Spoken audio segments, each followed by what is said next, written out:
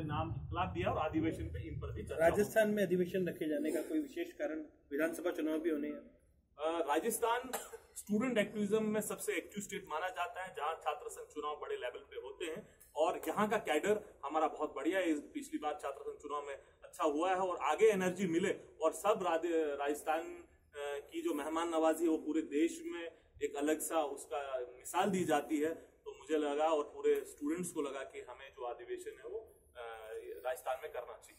एक आखिरी सवाल करूंगा, सीबीएसई और एसएससी के जिस तरह के पेपर लीक के मामले सामने आए हैं, बड़ा प्रोटेस्ट हुआ है, एनएसयूआई का किस तरह से इस पर स्टैंड है? आप देख लीजिए कि एसएससी स्कैम में हम पहले दिन से हैं। हमारे पूरे लीडर सुष्मिता देव जी, दीपेंद्र हुड्डा जी और राहुल जी खुद वहां पर गए। अभी भी हल्ला बोल चल रहा है और हम पूरे लोग साथ में हैं। रही सीबीएसई की बात, सीबीएसई के पहले दिन से हम जंतर मंतर में प्रोटेस्ट है। कल हमने एचआरडी मिनिस्टर जावड़ेकर जी का घेराव किया घर पर, पुलिस ने हमें डिटेन किया, मिनिस्टर ने बुलाया हमें, हम उनके पास गए, हमने बातचीत की, अपने मांगे रखी। उनको कहा कि शाम के 6 बजे तक आप प्रेस कॉन्फ्रेंस के थ्रू इन मांगों पर बात रखिए, जिसमें सीबीएसई चेयरमैन को रिजाइन करने की बात थी, आज शाम तक एग्जामिनेशन डेट की बात थी, उसमें रिटायर्ड जज के अंदर इंक्वायरी बिछाने की बात थी और भी बहुत सी मांगे थी। उन्हें 5 बजे प्रेस कॉन्फ्रेंस की, बट जिनने कहा कि सिर्फ दिल्ली और हरियाणा का पेपर ये कैंसिल किया जाए। तो आज पूरे देश में फिर एनएसयूआई प्रोटेस्ट कर रही है। कल भी हम करेंगे कि झारखंड में कुछ एबीवीपी वाले पेपर जो लीक हुआ था उसमें इन्वॉल्व हुए थे एबीवीपी वाले। तो ये क्या सरकार कहीं मिली हुई नहीं है? एसएससी के चेयरमैन गुजरात से, सीबीएसई के चेयरमैन गुजरात से, जो पिछले चेयरमैन थे उनका जो ट्रांसफर डेट थी वो 2020 तक थी, उससे पहले ही कर दिया। प्रधानमंत्री जी गुजरात से, पेपर लीक में फंस रहे हैं एबीवीपी वाले। तो ये बहुत बड़ा स्कैम है। मुझे लगता है कि पूरी सरकार और ये जो भाजपा और आरएसएस और एबीवीपी के लोग हैं ये इसमें इन्वॉल्व हैं और पूरे तरीके से इन स्कैम्स में रिटायर्ड जज के अंदर इंक्वायरी होनी चाहिए। बाकी हमें किसी पे भरोसा नहीं। आज फिर हम प्रोटेस्ट कर रहे हैं। कल भी आप ट्विटर पे बड़ा अजीब ट्रेंड हो रहा था, पेपर लीक है, चौकीदार वीक है, तो इस देश के चौकीदार को इस देश का युवा गुहार लगा रहा है।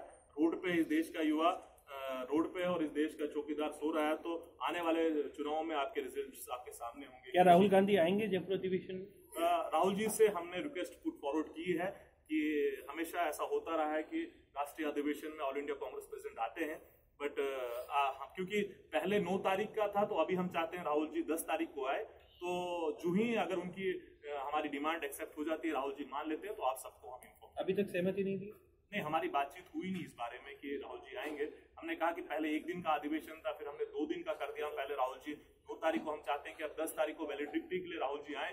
तो राहुल जी से जो ही बातचीत हो जाती है हमें इस बारे में पता चलेगा, हम आपको इन्फॉर्म करेंगे। अशोक गहलोत को राष्ट्रीय संगठन प्रभारी महासचिव बनाया है प्रशिक्षण का और संगठन का, इसको किस रूप में देखते? बहुत बड़ी बात है। एनएसयूआई के लेजेंड अशोक गहलोत जी, एनएसयूआई के प्रदेश अध्यक्ष से सीधा चीफ मिनिस्टर, एमएलए, एमपी और इस देश की राजनीति में सबसे बड़ी मिसाल है। और एनएसयूआई का कैडर और एनएसयूआई के लोग अगर किसी को अपना आइडल मानते हैं तो वो अशोक गहलोत जी, और इस पद पे आए हैं तो हमसे ज्यादा कुछ कौन हो सकता है।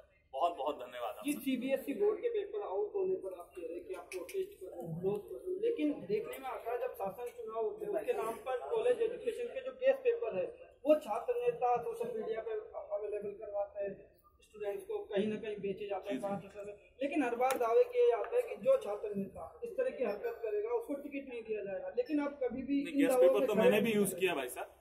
गेस्ट पेपर मैं भी 10 साल के पेपर्स कराया जाता है, लगातार देखने में आता है कि जब भी छात्र मैं भी छात्र नेता रहा हूँ, 14 साल से स्टूडेंट एक्टिविज्म कर रहा हूँ। मैंने भी bachelor of science, bachelor of law, masters in political science, masters in human right किया।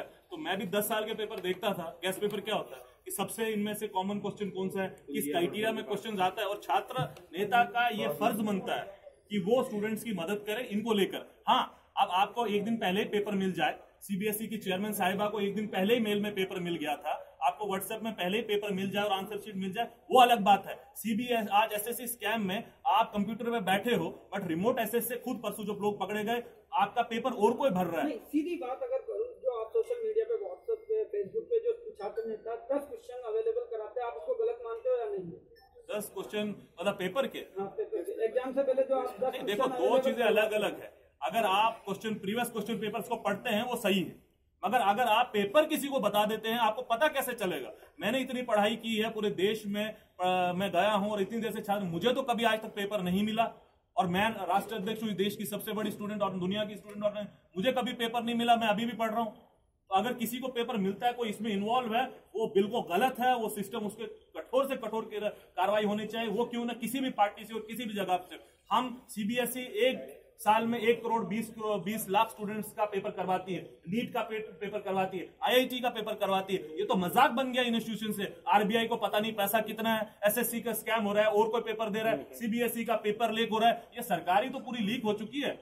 इन युवाओं ने जिनने इनको दिया है वोट, वो 2019 में इनको पूरा कठोर जवाब देंगे कि किस तरीके से लीक हुआ है या नहीं हुआ।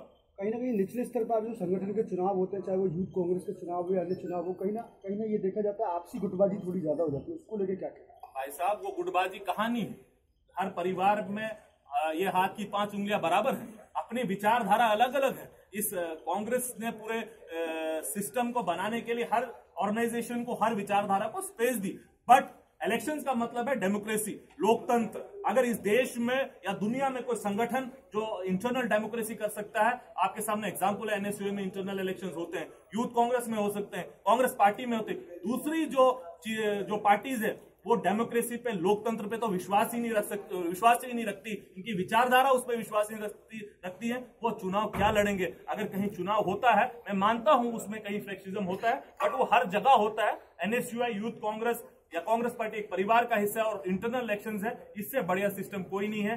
जिसमें टैलेंट है, जिसमें अपनी कैपेबिलिटी है, आज दिल्ली ऑफिस से एनएसयूआई का प्रदेश अध्यक्ष नहीं बन के आता, आज राजस्थान के युवा अपना प्रदेश अध्यक्ष चुनते हैं। ये ताकत, ये ट्रांसफॉर्मेशन, ये डेमोक्रेसी राहुल गांधी ने इस देश के युवाओं को गिफ्ट में दी है। जम्मू कश्मीर से एक आम परिवार का युवा, एक गांव से जहां भी बिजली पानी नहीं है, एनएसयूआई का राष्ट्र अध्यक्ष है। ये राहुल गांधी का गिफ्ट है एक देश के नेशन को, देश के युवाओं को। बहुत बहुत धन्यवाद।